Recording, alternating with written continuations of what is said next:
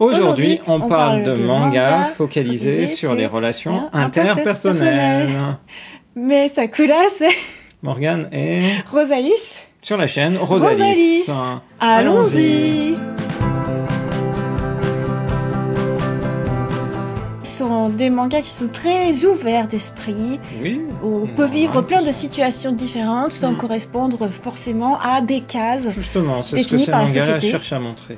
Ok, alors c'est parti pour la première lecture. Vraiment 3 mangas que j'adore, hein, dans un genre tranquille, mais à la fois vraiment captivant par la manière dont les relations sont décrites, évidemment, mais aussi dont le quotidien est dépeint. Des mangas 100% Morgane, mais 200%. Qui en plus ont mon approbation. Oh là là là là, ça n'arrive pas tous les jours. Ce qui est super rare. Donc c'est dire que ce sont des bons mangas. Donc on commence par la première lecture. Commencer avec Vie d'ensemble au-delà des mots de Fumiya Hayashi.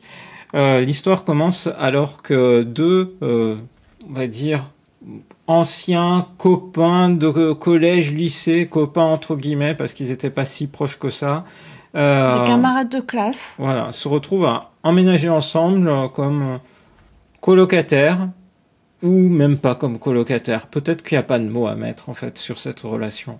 Et c'est justement ce que décrit ce manga-là, c'est-à-dire c'est vraiment deux protagonistes qui ainsi emménagent au début, ensemble, et vivent en quotidien, chacun. Donc lui est enseignant, l'un est enseignant, l'autre est fleuriste, et on les suit ainsi dans leur quotidien. C'est très très bien dessiné, le trait est magnifique en fait. J'adore le trait de cet auteur et la manière dont il arrive à dépeindre des sentiments juste avec quelques yeux posés sur l'horizon ou sur un téléphone, et puis globalement aussi garder le côté un peu flegmatique de certains personnages, notamment de Alita, le fleuriste, et en même temps le côté un peu excentrique et parfois un peu enfant de Takeda, l'enseignant.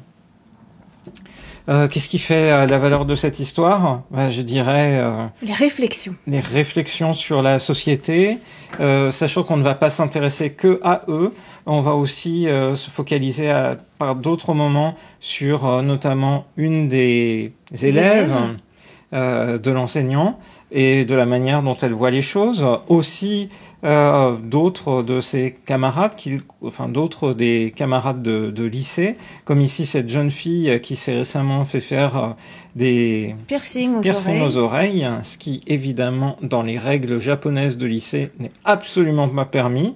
Et en fait, du coup, Takeda, le prof, il l'a pas tant réprimandé, alors que lui, au contraire, va se faire réprimander très sévèrement par son supérieur. Voilà, mais tout ça parce que s'il ne voit pas d'autres règles que, d'autres explications que parce que c'est contre le règlement, il trouve que finalement, s'il n'y a pas d'argument supérieur à l'argument que la jeune fille annonce, c'est-à-dire que pour elle, elle est à son prime. Elle est à son prime. Elle est au moment où elle doit absolument profiter de sa beauté et de sa jeunesse. Et donc, elle veut faire ce type d'expérience. Alors que... Et lui, il entend l'argument. Voilà. C'est ça qui est chouette. Il se dit pas juste, je suis l'adulte, je fais appliquer le règlement, tais-toi, tu as tort, basta. Il se dit, tiens, ça a du sens. Ok, j'entends. Voilà, je reviendrai si j'aurai un autre argument. Alors que son supérieur, Takeda, l'enseignant, dit juste « Il ne leur reste plus que quelques années d'insouciance. Notre devoir est de les aider à se préparer à intégrer le monde des adultes. La société est injuste. Ils vont devoir endurer des choses qui sont parfaitement absurdes. » Comme ce règlement de scolarité qui interdit les piercings, peut-être. Donc, j'aime bien, en fait, la manière dont... La remise en question. Des éléments du quotidien peuvent ainsi permettre d'avoir une réflexion sociétale et donc... Comme quoi, c'est pas parce que tu es dans le monde du travail que tu es considéré comme adulte que tu ne dois plus réfléchir. Voilà, tout à fait. Et du coup, en fait, c'est un manga passionnant par ses personnages. Il y a beaucoup de bienveillance dans chacun des personnages. Et puis, c'est vraiment vraiment à la fois doux, c'est-à-dire il n'y a pas de tension conflictuelle incroyable, même là quand Takeda se fait réprimander par son supérieur, il y a un peu d'humour qui est apporté, il y a le point de vue des autres profs qui assistent à la scène, bref ça permet d'alléger la chose et de ne pas rentrer dans un élément dramatique, donc c'est vraiment quelque chose d'appréciable. Et les relations ainsi, les liens se tissent et en fait on se retrouve plongé à côté de ces deux personnages, mais pas seulement. Et ensuite vient forcément la question, en fait, ces deux garçons qui habitent ensemble, mais pourquoi, comment, est-ce qu'on va mettre un mot là-dessus, est-ce qu'il y a une relation amoureuse derrière ou pas? Il y a cette question-là, en fait, qui est de la manière dont la société cherche à comprendre, en fait, ce qu'elle ne voit pas. À mettre dans des cases. À mettre dans des cases. Et Alors ici, que pour eux, ils se posent même pas plus la question que ça. voilà. C'est juste que, c'est cool d'être ensemble, on se retrouvait, ça nous arrange, voilà, c'est chouette. Voilà, c'est tout à fait ça. Et donc, je trouve que la manière dont ce manga est écrit est vraiment remarquable. Je pense que en 2024, c'est sans doute l'un, voire mon manga préféré. Waouh! Parce que en l'ouvrant, en fait, je sais que je vais lire des choses qui vont me faire réfléchir. Je sais que je vais lire des histoires où je suis captivé par les personnages. Et je vais passer un bon moment. Ouais, surtout, c'est qu'on passe un bon moment. Pour moi, c'est une histoire purement Morgane dans le sens où c'est assez feel good. Même si il y a des petites pointes de réflexion, en fait, c'est jamais lourd, c'est jamais très pesant. Ça arrive, mais tu le traverses dans une bonne journée. Tout à fait. Et pour ça, ouais, c'est une lecture tranquille Morgane. Donc c'est une série qui compte 2 tomes en France, 6 tomes au Japon, c'est en cours de parution. À noter en fait que l'éditeur a eu une petite difficulté au moment de la parution du tome 2, c'est-à-dire on avait parlé de l'éditeur français sur les réseaux sociaux puisqu'on est passé d'une couverture brillante à une couverture mat. Ils ont expliqué qu'en fait c'était pas souhaité initialement, mais bon, vu cette erreur et le coût qu'aurait eu le fait de renvoyer cette couverture-là, ils allaient passer toutes les couvertures de vie d'ensemble en mat pour la suite. Une erreur? Pour moi, c'est pas si gênant que ça que ce soit une couverture brillante. Non, mais c'était pas la couverture brillante qui était une erreur. C'est qu'ils ont récupéré le tome 2 en mat de manière non volontaire. Oh, voilà. Ah, ok. Oh. Ouais, oui. Oh, c'est dommage, moi je préfère les couvertures brillantes. Oui, mais ça sera mat. Les couvertures mat, elles s'abîment dans la bibliothèque. Sera rééditée. Là, dans la bibliothèque, ça s'abîme. Oui. Donc voilà, là c'est pour la petite histoire. Manga magnifique. Fumiya Hayashi, je voulais faire une petite digression. Oui. On l'a découvert vraiment en 2024 en France. Et une autre œuvre qui est parue en France aussi début 2024, qui est une œuvre en 2 tomes, donc qui se finit avec un ton peut-être un tout petit peu plus grave, parce que il est question d'un trio d'amis d'enfance, d'adolescents, qu'on retrouve plus tard dans la vie adulte. Donc la ce trio-là, la règle de 3. Et en fait, Je me souviens, ce manga-là, en librairie, je te disais, ah, mais ça a l'air d'être un manga pour toi, Morgane. Et lui, il me dit, ah ouais, mais non, mais si c'est triste, là, j'ai pas envie. Ouais, je suis d'accord, mais parce qu'il y avait ce côté, et en fait, l'histoire commence alors qu'ils sont, donc, il y a 2 des personnages principaux, les 2 protagonistes, il y a un couple qui vit ensemble, et ils apprennent, en fait, que leur ami d'adolescence, qui a été passionné par la photographie, vient de disparaître, ils ont perdu le lien, ça fait 10 ans s'est écoulé, lui avait disparu, ils savent pas trop, qu'est-ce qu'il a fait de sa vie, en fait, et c'était un prémisse que je trouvais en apparence un peu triste. Mais en fait, c'est vraiment très très bien mené. Alors qu'ils, du coup, apprennent cette nouvelle, et normalement, leur ami d'enfance est mort, mais ils découvrent en fait que il a eu lui-même un fils. Et en fait, à travers cette rencontre avec le fils de leur ami d'enfance, ils vont revisiter aussi la vie du père et puis leur propre vie avec le fait que c'était la règle de 3 parce que c'était un triangle amoureux à l'époque. D'accord. Et donc le 3e s'est effacé, a disparu de leur vie, mais en même temps comptait beaucoup pour chacun des personnages. C'est vraiment très fin. Voilà, si c'est vraiment tout aussi bien pour moi que Vie d'ensemble. Par contre, c'est forcément par la thématique un petit peu plus tendue. Ok, donc Vie d'ensemble est quand même beaucoup plus léger. Oui, bah oui, c'est léger et puissant en fait, Ok. je dirais. Voilà. Donc ça, c'est le coup de cœur 2024 de Morgane, probablement le meilleur des meilleurs. Ouais. Eh ben, superbe découverte. Oui. On va passer à la suite.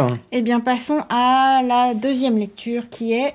She wasn't a guy. Alors ça, c'est vraiment... C'est aussi anecdote, mais en librairie, Morgane hésite. Je lui dis, mais vas-y, c'est un manga pour toi. Pour moi, je le vois à des kilomètres quand c'est son style de lecture.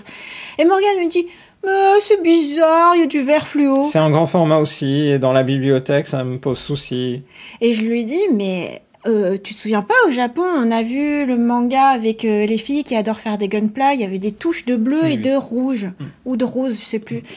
Et t'avais trouvé ça révolutionnaire. Et là, Morgane fait, ah ouais. Alors du coup, il l'a pris. Voilà. Et il a bien fait, parce que finalement, tu l'aimes bien, ce manga. Ah bah oui, je l'aime bien. Donc, on découvre en fait une Galu, une fille japonaise très branchée sur la mode, qui se trouve être passionnée de musique et qui, en allant chez le disquaire, tombe sous le charme du garçon. Mais est-ce un garçon? Mais non, le titre l'annonce déjà, d'une personne qui se trouve être trop classe pour elle, mais dans le style totalement androgyne. Elle pense à ce moment-là que c'est un garçon, alors qu'en fait, c'est une de ses camarades de classe. Donc le lecteur découvre ça dès la page 4. Et ensuite, comment est-ce que ça se passe, cette relation? Donc elle va sans arrêt aller chez le disquaire pour revoir la personne qui fait chavirer son cœur, et l'autre... Son crush. Et voilà. Et l'autre essaye de lui dire, mais en fait se laisse emporter, et ainsi des quiproquos se mettent en place, mais ça ne sera pas un quiproquo qui sera une série au long cours. En tout cas, les choses évoluent assez rapidement, c'est ce que j'ai apprécié dans ce titre. Le dessin est juste splendide en fait. Quand on l'ouvre, la maîtrise des noirs et blancs et l'ajout de cette couleur verte est en fait vraiment très bienvenue.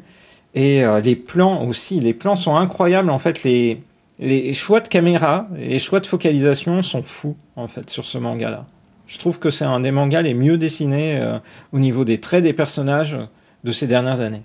C'est un trait qui est très moderne. En même temps, l'utilisation de la couleur verte, en l'occurrence, n'est pas toujours que pour faire ressortir un personnage par rapport au fond. Parfois, ça vient sur le visage, comme là, ou parfois c'est à l'intérieur des yeux. Tout à fait. Lorsqu'il y a des moments d'émotion. C'est bien utilisé. C'est assez ingénieux. Au début, j'ai trouvé ça un peu prédominant, parce que tu vois, dans Gundam, c'était juste des petites touches. Là, il y a vraiment beaucoup de vert. Tout à fait. Mais c'est bien utilisé. Franchement, chapeau. Ouais. Donc, voilà, on suit ce quotidien. C'est des petites... les histoires avancent, mais les histoires sont rapportées... par chapitre, mais c'est à chaque fois des sous-chapitres de 4 pages.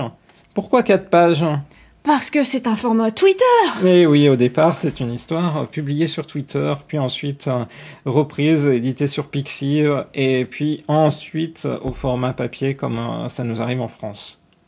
Donc, série en cours au Japon, il y a 2 tomes parus. Donc là, le premier tome...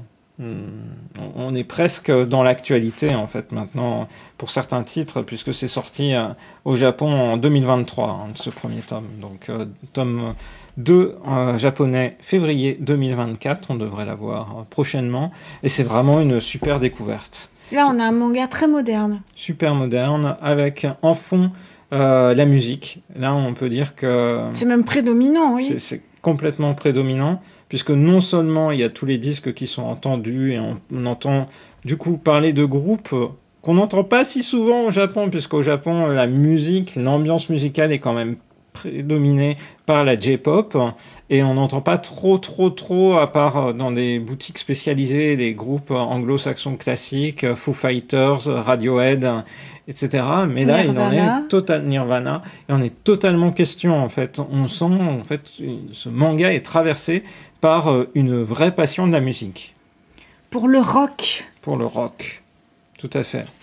Voilà. En tout cas, là aussi, il n'y a pas vraiment d'a priori très fort au fait que une jeune fille tombe amoureuse d'une autre fille. Ça se passe, voilà, comme ça. Et puis, bah, c'est léger. C'est surtout, en fait, un bon moment que tu passes au départ.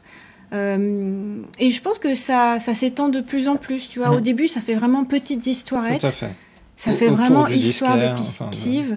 Voilà, petites anecdotes. Et au fur et à mesure, ça prend l'ampleur d'une histoire. Tout à fait.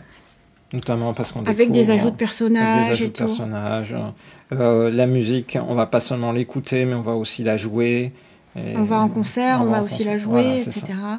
Donc ouais, c'est intéressant. Au début, je me suis dit que c'était juste purement une histoire Morgane.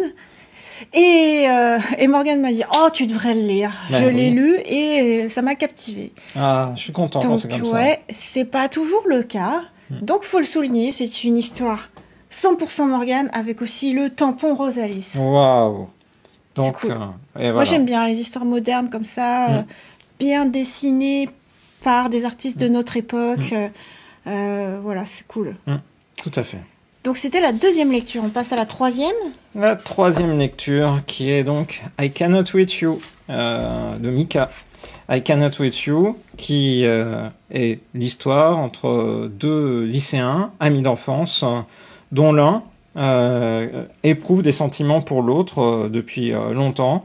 Donc, et... Là on est clairement dans une romance, contrairement à Vie d'ensemble qui était plutôt neutre en fait. Oui, tout à fait. Oui, alors que là, on est clairement, effectivement, dans une romance avec, du coup, Kakeru et Yamato. Yamato, c'est celui qui est plutôt beau gosse, pareil, assez posé dans toutes ses actions et autres, mais qui, en fait, vibre d'amour depuis des années pour son copain, mais n'ose rien dire. Voilà. Et donc, c'est sur cet élément-là qu'on découvre les deux protagonistes. L'un qui se demande si peut-être, mais non, etc. Et l'autre qui, en fait, est prêt rêve, en fait, de passer du temps avec son ami d'enfance. Regardez comme il s'est habillé pour retrouver son copain Regardez. Non mais c'est vrai, regarde, on sent l'effort, la manière dont c'est mis en avant, dont c'est mis en scène, etc. Donc pour un moment en fait où il se retrouve à accompagner d'autres copains de sa classe à un gokon, c'est-à-dire à une rencontre arrangée avec d'autres filles. Voilà, forcément lui il est ultra populaire, mais c'est pas du tout les filles qui l'intéressent, mais bien plutôt en fait de pouvoir annoncer à son copain qu'il l'aime. Bon, si je vous montre cette page, c'est que c'est évidemment pas à ce moment-là, en fait, que surviendra la révélation. Donc ça a l'air plutôt classique au départ, peut-être même gentillet, mais finalement, il y a de grosses différences. Moi, je dirais, ça s'est révélé au moment où tu m'as dit, il y a une adaptation en drama. Ah. Et là, je me suis dit, ouais, j'aimerais bien voir ce que ça donne. Tout à fait. Et donc... adaptation en drama à la japonaise, donc très populaire. Enfin, le drama a eu pas mal de succès, et donc on voit les deux acteurs ici. Et donc drama disponible de mémoire sur Viki. Oui. Et vraiment une belle histoire. C'est très doux, c'est très gentil, et ça tarde pas trop non plus. Ça tarde pas trop, effectivement. On reste pas trop sur le prémisse. En fait, il y avoir une déclaration, qu'est-ce qui va se passer, comment, quoi, et on rentre plutôt assez rapidement, en fait, dans la description de la relation et de la manière dont elle se noue. Et alors, est-ce que ça, c'est ton coup de cœur 2024 ?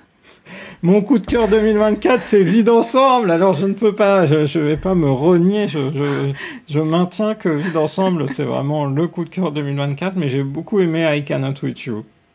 Super. Donc là, ce sont tes 3 lectures préférées du moment. Voilà. Dans le genre quotidien et relations interpersonnelles. Mais quoi qu'il arrive, Vie d'ensemble, c'est le préféré de tout. Voilà. Fantastique. Et toi, du coup, sur tout ça, quelle est ta préférence parmi les 3? Vie d'ensemble, je le trouve à la fois doux et intelligent. She Wasn't a Guy, c'est marrant. Tu passes un bon moment. Voilà, et en plus, c'est très beau, c'est très bien dessiné, c'est cool. I Cannot Reach You, j'ai beaucoup aimé regarder le drama. Voilà, ça m'a beaucoup surpris parce que des fois, je pense que j'ai des stéréotypes par rapport au boys love. Je pense que j'ai vu des titres qui n'étaient pas nécessairement représentatifs et tout. Du coup, je m'attends à ce que ce soit brut de décoffrage. Et là, non, c'est vraiment très gentil. Donc, ouais, c'était cool. Donc voilà, 3 titres qui ont eu le tampon à la fois Morgane et Rosalis. C'est rare. Du coup, on espère que cette vidéo vous a plu. On vous donne rendez-vous à très bientôt dans une prochaine vidéo sur la chaîne de Rosalis. Bye bye. Bye bye.